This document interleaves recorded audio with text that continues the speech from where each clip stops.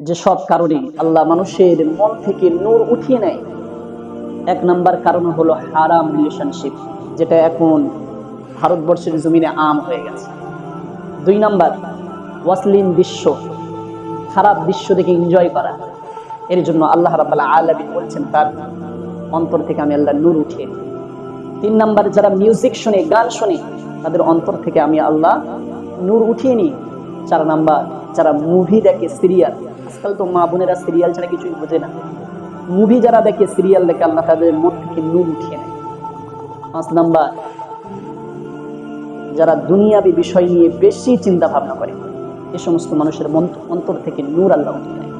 ছয় নাম্বার তওবা মানুষ করে, যে কোনো ভুল করে তওবা করেছে, আবার সেই কাজ বার বার বার বার করতে থাকে, আল্লাহ বলে তাদের মন থেকে আমি আল্লাহ নূরকে, আল্লাহকে ক্ষমা চান, আল্লাহুম্মা গফিরলি, আল্লাহ আমাকে ক্ষমা করে দেন।